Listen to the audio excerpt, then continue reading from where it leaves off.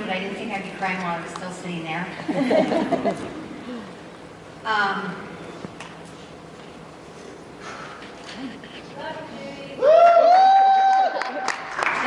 When Milan called me to talk about the different bases of success and would I speak here today, my immediate instinct was to say no. And that was because I didn't feel successful. And I didn't feel successful in a lot of ways. And,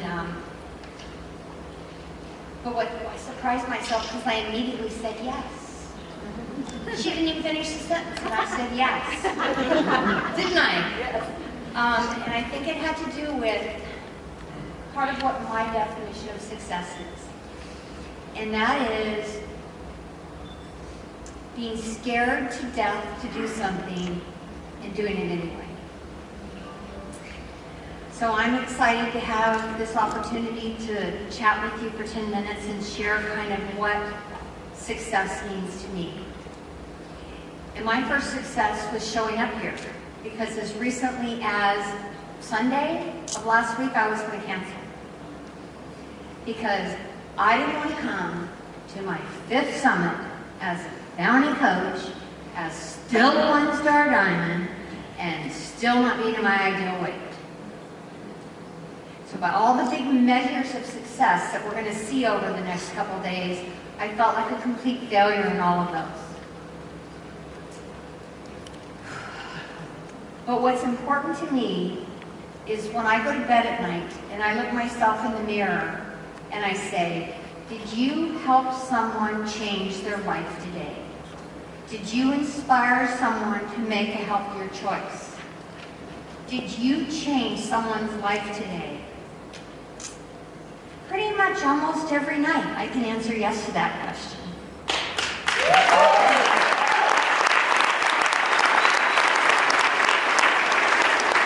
I'm beginning 5.5 years ago as a founding coach at 318 pounds. I had to start creating my own definition of success right away. And it's continued to evolve. So the 3 points that I want to share with you that are about success for me is, number 1, that it's personal. Your success is your success. It's no one else's. Number 2, it's ongoing and it is a process. And number 3, it can be secret success. You can be the only one that maybe knows about it, and that's okay. And like when Doug said, everybody counts, that really struck me, because when I think of the people I've talked to and the people whose lives I've had the blessed opportunity to impact, I know that that's been a success. And I'm going to share some stories to highlight that in each of those different areas. But I wanted to start by saying, did Lisa go? She was tired, yeah. She was just, she needs to rest. She just left. Well, she should have waited 5 more minutes. I wanted to share who my inspiration for the last year has been. If you don't know Lisa Lopez Collins, she was sitting right there. She's in a wheelchair and she has a jaunty little beret on.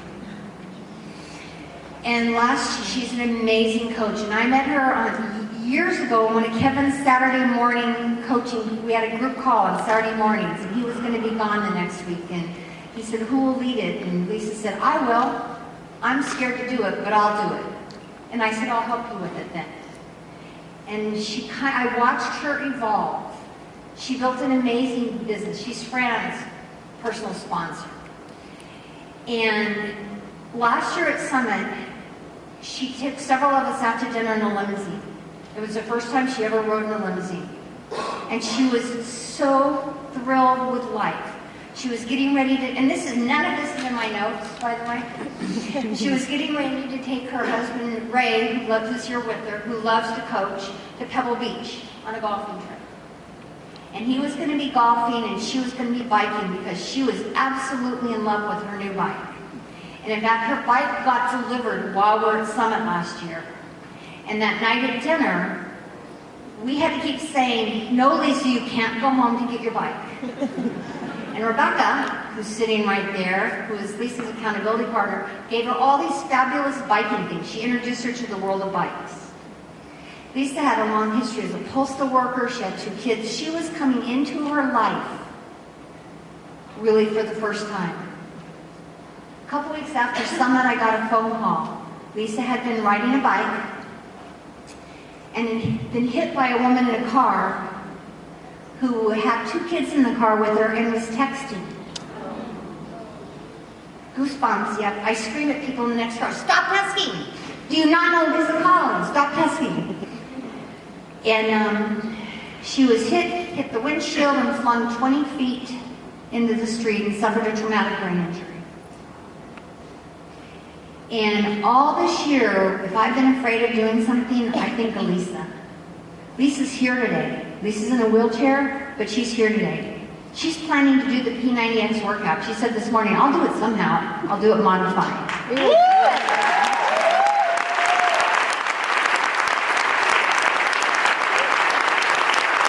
she started a group on Facebook called Girls with Guts. And I said this morning at our Coaches Huddle Live meeting that it was a premonition, because I don't know any other girl that has the guts Lisa Collins does. And as we visited her in the hospital, she was in a coma for quite a while. And then I was there when the nurses were testing something and she actually moved her foot and one of the nurses started crying. They couldn't believe that happened. I was there when she was yelling at this nurse because she wasn't doing something fast enough for her. But the whole time she was in the hospital, she was selling Shakeology. She was selling workouts. Her nurses, her PT people, her OT people, they all became customers. So I have used Lisa as my inspiration for courage this year. Because it truly took a lot of courage for me to get up here in front of you today.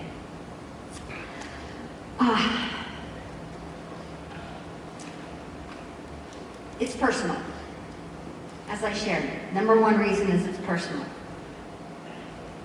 Success has to be something that means something to you. We all love to get recognized. We all love to get awards. We all love to be top coach. We all love to go on the trips. But when all is said and done, that doesn't matter. If somebody that you were on the trip with, they're not going to remember. But Lisa Collins' customers are going to remember her. The people that I coached, the people that I've helped them change their lives, and I believe they're going to remember me. Not because I'm perfectly fit, but because I'm not, but because I struggle when they struggle. I have huge credibility with my customers and with my tribe. And I had tribes before I knew Seth Godin was going to be speaking here today. Another example of courage is I was not going to go to the P90X certification program. I have done all the different workouts in P90X, but I've never completed it. And then I saw Milan was doing it. I called, because I know this may be, what's that word, like you say something really bad in church? Blasphemous. I really don't care if I ever do P90X. And I think Milan and I both feel kind of the same way about it. And I said, you're going to the certification? She said, yes. I said, okay, then I'm going to. I was embarrassed to go to that. But I went knowing that I was going to walk away from that as the queen of P90X modifications.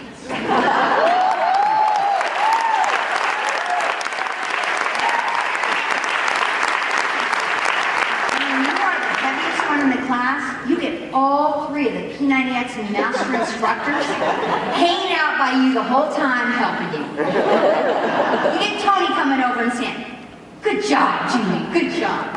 So I was in that class with Perry and with Milan and with Tracy, and she did kick Perry's butt. The number two reason it's ongoing. I've lost 100 pounds. Woo!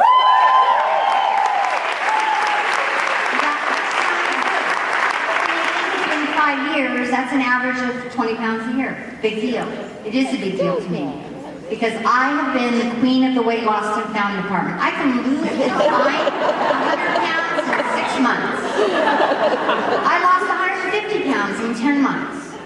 I gained it all back and 40 of its friends in 2 years.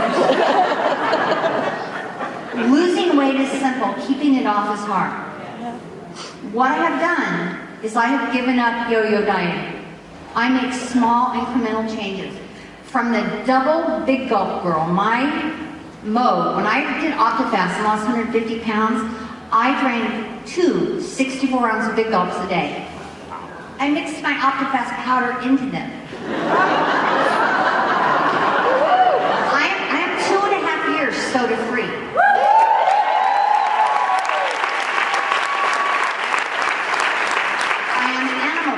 Free. I'm completely vegan. I don't eat any artificial sweeteners. I am in the process. I have a little bit of olive oil left in my house. And when that's gone, I'm never buying oil again. I have made small, slow changes. So yes, it's taken me 5.5 years to lose 100 pounds. Yes, I still have 100 to go, but I'm going in the right direction.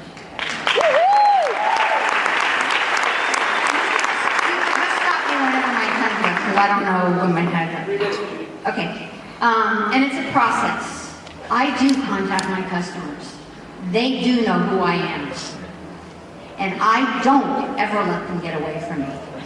If they opt out of my newsletter, I send them a Facebook friend request. I have sent so many Facebook friend requests. I've been banned and on Facebook timeout probably 10 times. I just, a week or so ago, got off my last 30-day suspension. 2 years ago, I was kicked off Facebook and I had to start all over. I don't let them get away from me. But I remember when and all of those founding coaches remember when they opened the doors and we had this floodgate of customers come in at the beginning. One of them was Robert Reed. And he's in the coast of the Air National Guard, the thing that the one girl talked about today. And I called him and I said, thank you for serving our country. Why do you? He goes, I love P90X. I have spoken to him at least once a year. He's on my email list. He's called whenever he's had questions. This is a 5.5-year relationship.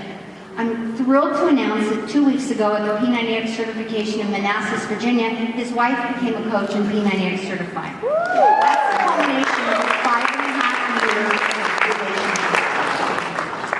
The other customer that I want to mention, and this really hit me this week, is I've been coaching her for about 7 months, and she did a post on Facebook this week saying, I saw this inspirational quote and I thought of you, Judi. Thanks for being in my life.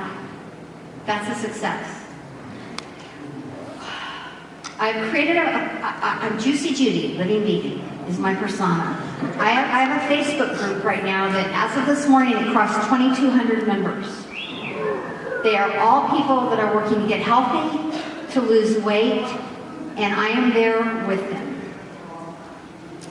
So I want to end with reminding you that success is about, and I left a lot of this out because I really wanted to acknowledge Lisa, because Lisa is amazing. It's personal, it's ongoing, it's a process, and you need to come up with your own definition. So as we leave here this week, I want you to decide what success means to you.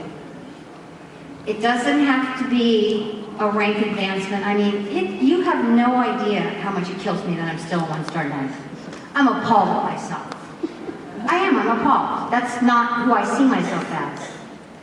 But I am changing lives every day. And that's what we all have the capability to do.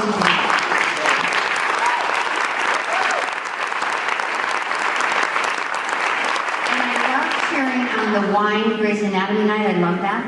I am a Grey's Anatomy addict. I don't watch any live TV, but what I do is I cycle through from season 1, and I go back and forth. And back, I'm on season 7, episode 3 right now. Again. But one of the things I think that makes that show so amazing is the music. You can even buy Grey's Anatomy soundtracks. I mean, they have soundtracks of them. But there's one song in there that I thought fits so perfectly for here. It's from Bryn Christopher, and it's called The Quest. And for those of you that are old enough, you might remember the song 96 Tears. 96 Tears with the organ. It kind of sounds like that. But the refrain, I guess the chorus or the part that they repeat over and over and over and over, I had that playing over and over and over and over while I was writing this talk, which was on my computer at home and I couldn't get to it, so it's in hot pink writing now. The 4 lines are, what are you going to live for? What are you going to die for? What are you going to fight for? I can't answer that. But you can. It's your success. Thank you.